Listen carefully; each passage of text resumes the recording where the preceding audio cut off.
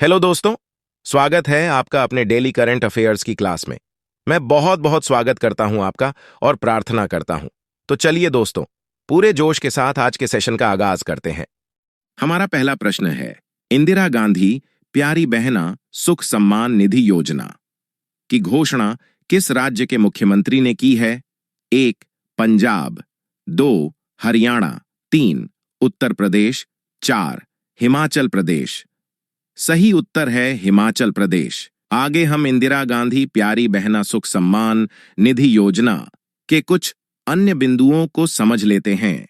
हिमाचल प्रदेश के मुख्यमंत्री ठाकुर सुखविंदर सिंह सुक्खू ने प्रदेश की 18 वर्ष से अधिक आयु की महिलाओं को इंदिरा गांधी प्यारी बहना सुख सम्मान निधि योजना के तहत 1500 रुपये मासिक प्रदान करने की घोषणा की है।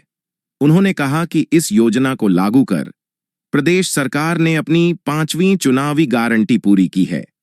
उन्होंने कहा कि प्रदेश सरकार समाज के हर वर्ग के कल्याण के लिए प्रतिबद्ध है और इस दिशा में अनेक नवोन्मेषी पहल और योजनाएं लागू की जा रही हैं।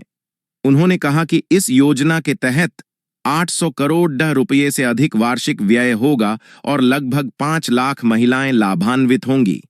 इंदिरा गांधी प्यारी बहना सुख सम्मान निधि योजना के तहत सरकार शीघ्र ही फॉर्म भरने की प्रक्रिया शुरू करेगी ताकि वे इस योजना का जल्द लाभ उठा सकें। हमारा सेकंड क्वेश्चन है, हाल में देश की अंडर वाटर मेट्रो सेवा का शुभारंभ कहां हुई? 1. दिल्ली, 2. मुंबई, 3. कोलकाता, 4. बेंगलुरु। सही उत्तर है कोलकाता। प्रधानमंत्री नरेंद्र मोदी ने कोलकाता में देश की पहली अंडर वाटर मेट्रो सेवा को हरी झंडी दिखाई और स्कूली बच्चों के साथ इसमें सफर किया। मेट्रो कोलकाता से हावड़ा के बीच चलेगी। इस मेट्रो की खास बात यह है कि यह हुगली नदी के अंदर बनी टनल में चलेगी। पानी के अंदर बनी मेट्रो सुरंग इंजीनियरिंग की एक शानदार उपलब्धि है जो 1600.6 किमी लंबी है। अंडर वाटर मेट्रो हुगली के पश्चिमी तट पर स्थित हावड़ा को पूर्वी तट पर सॉल्ट लेक शहर से जोड़ेगी। इसमें 6 स्टेशन होंगे जिनमें 3 अंडरग्राउंड स्टेशन हैं। वहीं हावड़ा स्टेशन भारत का सबसे गहरा मेट्रो स्टेशन है। कोलकाता मेट्रो का हावड़ा मैदान एस्प्लेनेड सेक्शन बेहद खास है क्योंकि इस सेक्शन में ट्रेन पानी के अंदर दौड़ेगी। इस मेट्रो टनल को हुगली नदी के तल से 32 मीटर नीचे बनाया गया है। ये under water metro tunnel Howrah मैदान एस्प्लेनेड सेक्शन के बीच में दौड़ेगी। वहीं ये अंडरग्राउंड मेट्रो 45 सेकंड में हुगली नदी के नीचे 520 मीटर की दूरी तय करेगी। इसके अलावा पीएम मोदी ने कोलकाता मेट्रो के हावड़ा मैदान एस्प्लेनेड मेट्रो सेक्शन, कवि Subhash station, Hemant Mukhopadhyay metro section और तारातला माझेरहाट मेट्रो सेक्शन का उद्घाटन भी किया। तीसरा प्रश्न है, किस देश की संसद ने नए राष्ट्रपति को निर्वाचित किया है? 1. हंगरी, 2. अमेरिका, 3. कनाडा, 4. भारत। सही उत्तर है ऑप्शन ए 1 हंगरी। हंगरी की संसद ने श्री तामस सुल्योक को नए राष्ट्रपति के रूप में नियुक्त किया है।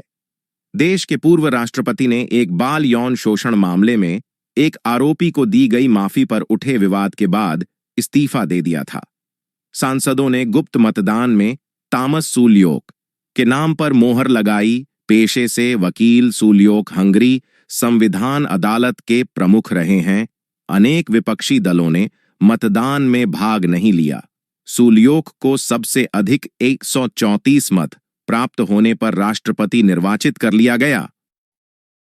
आगे हमारा चौथा प्रश्न है, गर्भपात को संवैधानिक अधिकार घोषित करने वाला पहला देश कौन सा बना है? 1. जापान, 2. फ्रांस, 3. चीन, 4. नाइजीरिया। सही उत्तर है option 2 France.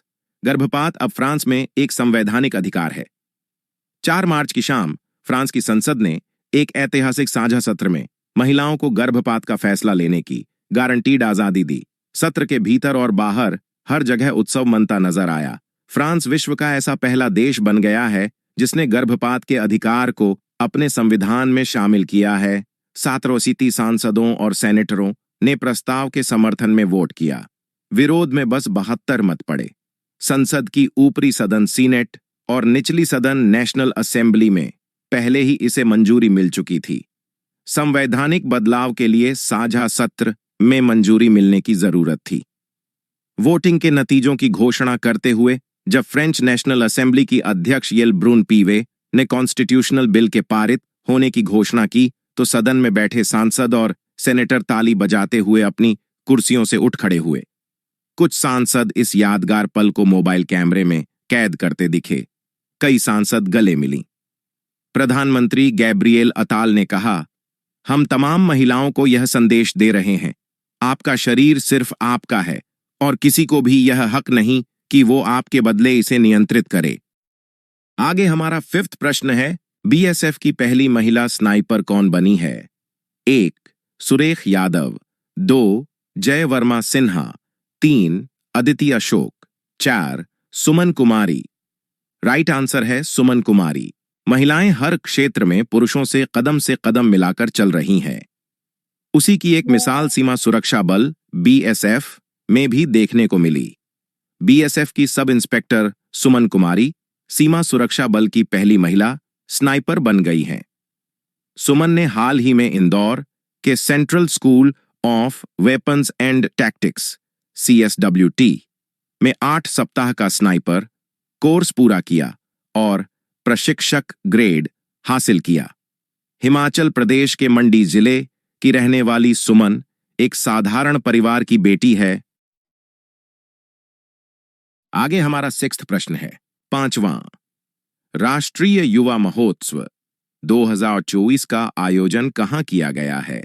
A. Bengaluru, 2. Kolkata, 3. नई दिल्ली, 4. मुंबई। सही उत्तर है नई दिल्ली। इस वर्ष राष्ट्रीय युवा संसद का आयोजन युवाओं की आवाज, राष्ट्र के परिवर्तन के लिए सहभागी और सशक्त बने, young voice engage and empower for nation transformation विषय पर आधारित किया जा रहा है। राष्ट्रीय युवा संसद महोत्सव 2024 का आयोजन देश भर में 9 फरवरी 2024 से 6 मार्च 2024 तक किया जा रहा है। युवा संसद का आयोजन देश के 735 जिलों को कवर करते हुए 3 स्तरों पर किया गया है। जिला युवा संसद का आयोजन 9 फरवरी 2024 से 14 फरवरी 2024 तक किया गया। जिला युवा संसद 2024 के विजेताओं ने 19 से 24 फरवरी 2024 तक राज्य युवा संसद में भाग लिया। राज्य स्तरीय 47 विजेता 5 और 6 मार्च 2024 को संसद के केंद्रीय कक्ष में आयोजित हो रहे राष्ट्रीय युवा संसद 2024 के फाइनल के लिए एकत्रित हुए। 37वीं राज्य विजेता, प्रथम, द्वितीय और तृतीय पुरस्कार विजेता राष्ट्रीय युवा संसद में भाग ले रहे हैं। इनमें से 29 प्रत्येक SYP के प्रथम स्थान धारक दिए गए विषयों पर अपनी बात रखेंगे। शेष 38 राष्ट्रीय युवा संसद में श्रोता के रूप में भाग लेंगे। राष्ट्रीय युवा संसद महोत्सव का उद्देश्य।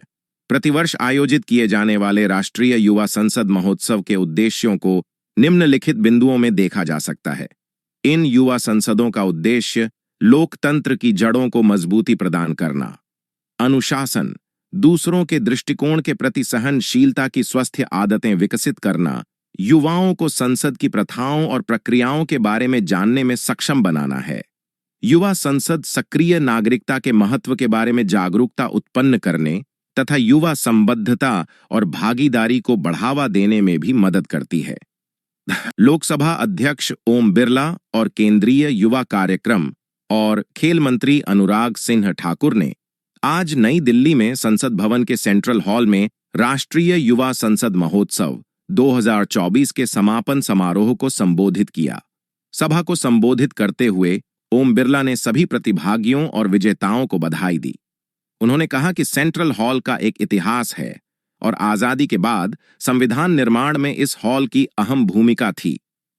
ओम बिरला ने यह भी कहा कि प्रधानमंत्री नरेंद्र मोदी को युवाओं से और देश के विकसित भारत के लक्ष्य को हासिल करने में बहुत उम्मीदें हैं।